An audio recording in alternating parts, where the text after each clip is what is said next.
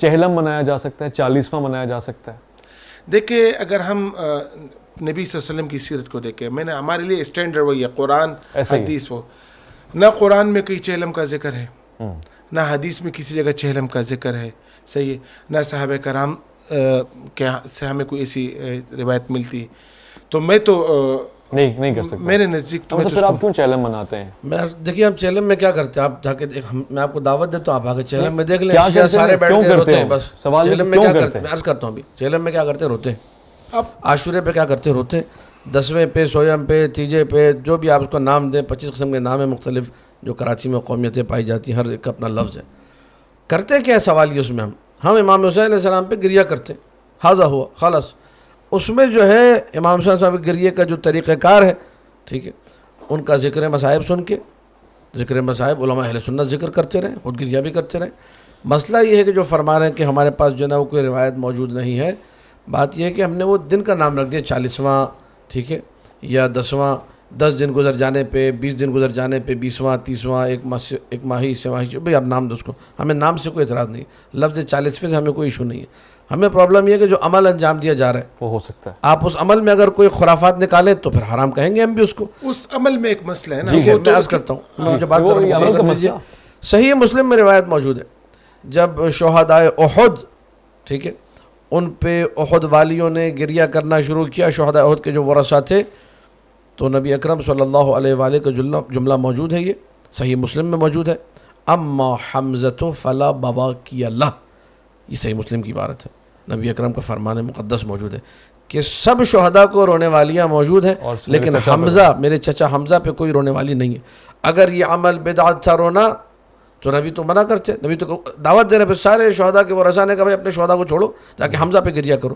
یہ تو نص گریہ پہ موجود صحیح مسلم کے اندر ہے, ہمارے پاس بھی موجود ہے. اب اسی ہم گریہ کو آپ کہیں کبھی 40ویں میں کر لیا, کبھی عاشورے پہ, ہم نبی کی سیرت پہ عمل کر رہے ہیں, نبی کی دعوت پہ ہم لوگ کر رہے ہیں. یہ جو گریہ تھا یہ کس موقع پہ تھا, اسی موقع پہ تھا, مطلب یہ جو گریہ ہے یہ خاص اسی موقع پر. گریہ جنگ احد سے پلٹنے کے بعد ہے, پلٹنے کے بعد نا, آن دی اسپاٹ ہے. جی آن دی اسپاٹ نہیں ہے جی, احد نمٹ گیا, احد کے نمٹنے کے بعد واپس لوٹے, یعنی چند دنوں کے بعد کہہ لیجیے. عموماً جو پیارے نبی اس سلسلے میں پیارے نبی صلی اللہ علیہ وسلم کی ایک حدیث ہے نا, کہ کسی بھی میت پہ 3 دن سے زیادہ سوگ منانا صحیح نہیں ہے, علاوہ شوہر کے کہ اس پہ بیوی عدت کے دوران سوگ منا سکتی ہے. جی, یہ ایک اصول ضابطہ ہے, صحیح.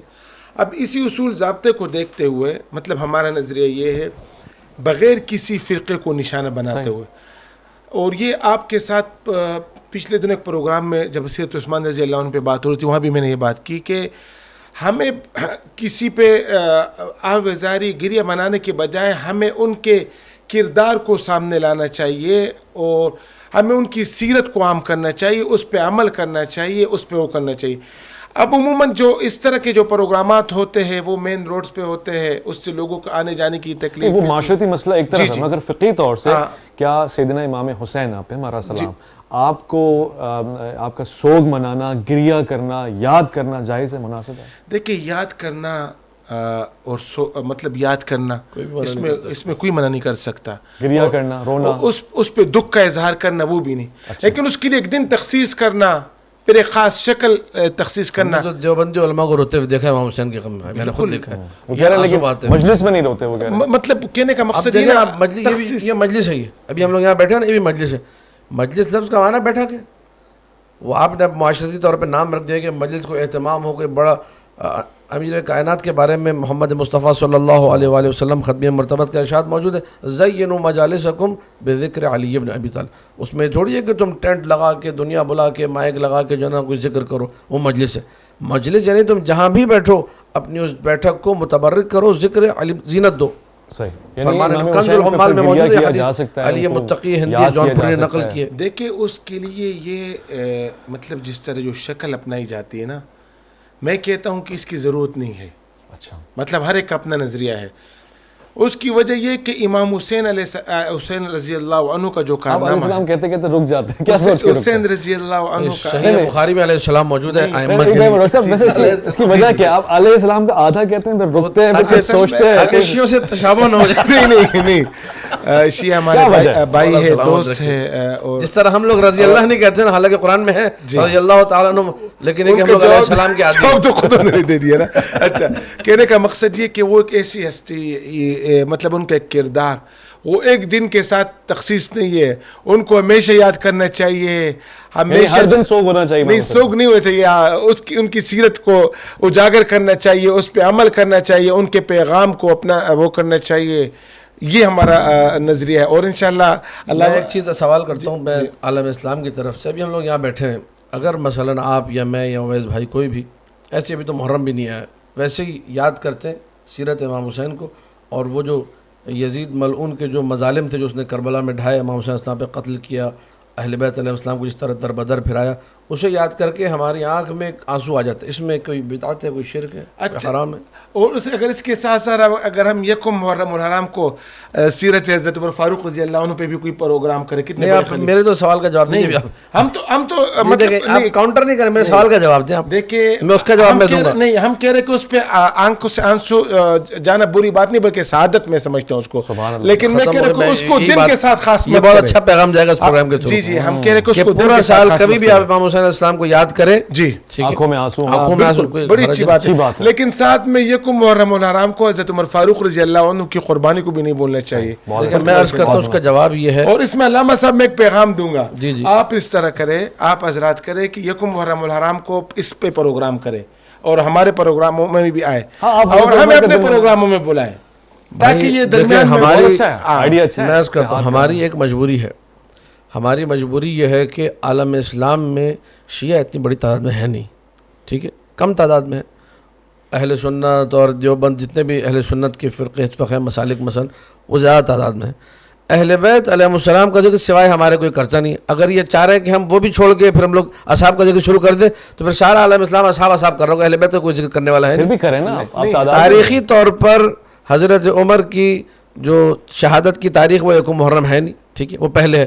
اب یہ کس نے جو ہے نا کاؤنٹر کرنے کی وہی والی بات کہ شیعہ چلو محرم منا رہے ہیں، ہم بھی اپنے بیچ میں شروع کر دیتے سلسلہ، جس طرح ہمارے عید غدیر ہے 18 ذی الحجہ کو، ٹھیک ہے.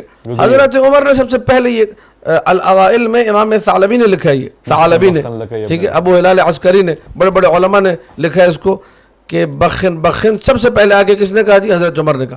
تو حضرت عمر جس دن کو مبارکباد دینے والا دن سمجھتے ہیں، ٹھیک ہے، بے عنوان عید کے، ہم اگر یہ عید مبارکباد وہ کہیں جی آپ شوق منائیں حضرت عثمان غنی کا، یہ کاؤنٹر کرنے کی کوشش ہے. جب جو ہے نا ہم شیعہ کوئی عید منائیں کہتے ہیں فلاں کا جو ہے نا آپ کچھ کر لیں، یا کوئی ہم دن رکھے اپنا دن لے آتے بیچ میں سے، یہ کاؤنٹر نہیں ہونا چاہیے. یہ کہہ رہے ہیں آپ 2.25 مہینے امام حسین کو یاد کریں، ایک دن ہے تو عمر کو بھی یاد کر لیں، ایسا ہو سکتا ہے؟ شیعوں کے لیے نہیں ہو سکتا، پاسبل ہی نہیں ہے، ٹھیک ہے. اس کی وجوہات سے جو یہاں اس پروگرام میں قابل بیان نہیں ہے. ہم لوگ دیکھیں، ہم لوگ خلیفہ بلا فصل امیر المؤمنین علی ابن ابی طالب کو مانتے ہیں، اصحاب کرام جن کو یہ لوگ مانتے ہیں اور ہم ان کا احترام کرتے ہیں. اس مملکت خدا پاکستان میں ہر ایک کو اس کا عقیدہ رکھنے کی اجازت ہے. ہم اصحاب کرام جن کو خلفائے ثلاثہ لوگ مانتے ہیں، ہم ان کو مانتے ہی نہیں ہیں. جب مانتے ہی نہیں تو آپ تقاضا کریں، میں ان سے تقاضا کروں کہ آپ ان کو غدر کی مبارکباد دیں. کیوں نہیں دے رہے آپ؟ ان کو صحابی نہیں مانتے یا خلیفہ نہیں مانتے؟ ہم ان کو خلیفہ نہیں مانتے. خلیفہ پھر کوئی مسئلہ نہیں ہے. ہم آپ کو ہم آپ کو یہ نہیں کہتے کہ آپ خلیفہ مان لیں، ہم کہہ رہے کہ یار ایک صحابی ہے، ہمارے نزدیک تو خلیفہ ثانی ہے. واہ واہ، لیکن اچھا دیا، کہہ رہے ہیں خلیفہ کی حیثیت سے نہ مانے، جی صحابی مانتے ہیں، پڑھنا نہیں کریں گے انشاءاللہ، مسئلے کا حل کریں گے. اب اس دیکھیں علامہ صاحب نے ایک بات کی کہ اہل بیت کی بات، ہم کہتے ہیں کہ اہل بیت کی جو سیرت ہے وہ الحمدللہ ہمارے ہاں ہوتی ہے، پروگرام ہوتی ہے اور ہم رکھیں گے. آپ ہمیں تاریخ بتائیں کہ اس تاریخ، ہم اسی تاریخ پہ تاریخ آپ بتائیں، پروگرام ہم رکھیں گے. صحیح. اور آپ اپنے پروگرام میں ہمیں بلائیں، ہم آپ کے اسٹیج پہ باقاعدہ جو ہے نا وہ سیرت اہل بیت بتائیں گے انشاءاللہ، اس فخر سے بتائیں گے اور بڑے جلوہ افروز انداز میں بتائیں گے. اس سے اچھا پیغام کیا ہو سکتا ہے؟ ایک دیوبندی عالم دین شیعہ عالم کو کہہ رہا ہے کہ آپ جب بولیں گے، جس دن بولیں گے میں اہل بیت. لیکن آپ یہ تو دیکھیں قدیم ایام سے جاری رہا، بلکہ میں اس سے زیادہ ان کو بتاؤں، شاید ان کے علم میں نہ ہو، کہ صرف دیوبندیوں اور سنیوں یا دیگر مسالک کی بات نہیں ہے. جو عیسائی تھے, جو پنڈت, ہندو پنڈت, وہ تک آ کے چوکوں پہ چوراہوں میں مجالس کرتے رہے. بندہ حقیر نے شاہیوال میں شام غریبہ سے خطاب کیا مین چوک پہ, وہاں عیسائیوں کا جلوس نکلا ہوا تھا. عیسائی لوگ آ کے ذکر امام حسین علیہ السلام کر رہے تھے, عیسائی لوگ آ کے ماتم کر رہے تھے, ٹھیک ہے. ہندو آ کے شریک تھے. کیا عاشور کے جلوس میں کراچی میں ہندوؤں کے تعزیے نہیں آتے؟ وہ لوگ جو کہ نان مسلم ہیں, ٹھیک ہے, جنہیں آپ مسلمان قرار نہیں دیتے, جنہیں آپ مسلمان نہیں سمجھتے, وہ بھی نواز رسول سے اپنی عقیدت کا اظہار کرتے ہیں, ٹھیک ہے. تو یہ جو بات کر رہے ہیں کہ جی ہم آگے کریں گے, تو یہ کوئی نئی بات نہیں, تو ہمیشہ سے ہوتا رہا ہے. کہہ رہے کہ آپس میں دوریاں ختم ہو. بہت اچھا پیغام آپ نے دیا. آپس میں دوریاں ختم ہو, یہ ایک پیغام ہے میرا کہ آپ لوگ یکم محرم الحرام کو کوئی پروگرام حضرت عمر فاروق رضی اللہ عنہ کی سیرت پہ رکھے, بحیثیت صحابی رکھے, تاکہ یہ درمیان میں محبت یا یہ جس طرح آپ نے بتایا کہ ان کے صحابی ہونے کا کوئی منکر نہیں ہے. میں عرض کرتا ہوں ایک چیز آپ کی خدمت میں, بڑی محبت کے ساتھ اور بڑے کھلے ہوئے دل کے ساتھ, اور ٹو بی ویری فرینک, اس میں نہ کوئی تقیہ ہے نہ کوئی چھپانے کی بات ہے. کھلم کھلا شیعہ ہوں, الحمدللہ پاکستان میں رہتا ہوں ڈنگے کی چوٹ پہ سینہ بڑا کر کے. اس میں مجھے کوئی عار نہیں کہنے میں کہ بات جو ہوگی نا تقریب کی, وہ مشترکات پہ ہوگی. حضور اچھی طریقے سے جانتے ہیں کہ ہم شیعہ حضرات حضرت عمر کو نہیں مانتے. تو اگر آپ کہیں گے کہ میں حضرت عمر کے فضائل آ کے بیان کروں تو میں تو کبھی یہ کام کر ہی نہیں سکتا. وہ کہہ رہے ہیں شیعوں کی رگو میں ہے ہی نہیں کہ آپ صحابی تو مانتے ہیں. صحابی میں بہت دوسرے سارے صحابہ ہیں جن کا ہم لوگ احترام کرتے ہیں, ان کے لیے ہم آگے فضائل رکھیں گے. حضرت سلمان کا ہماری مجالس میں ذکر ہوتا ہے, حضرت ابوذر کا ذکر ہوتا ہے. لیکن یہ کہ جو معاملات کچھ تاریخی رہے جس کی وجہ سے شیعوں کے دل میں حضرت عمر کے لیے محبت نہیں ہے, واضح طور پہ اعلان کرتے ہیں ہم لوگ, ٹھیک ہے. اب ان کے فضائل ہم کیسے پڑھیں, یہ اچھی طرح جانتے ہیں. در سیدہ پہ آنا حضرت عمر, اس پہ میرے خیال میں اس موضوع پہ نا بات ختم کر لیں. ٹھیک ہے, اس موضوع پہ بات ختم کر لیں, کیونکہ مشترکات پہ بات ہونی چاہیے. عمر فاروق رضی اللہ عنہ کا بہت بڑا مقام ہے ہمارے. میں اس اتفاق کرتا ہوں, ایک الگ موضوع ہے, ہم تو قبور کی طرف جا رہے تھے. میں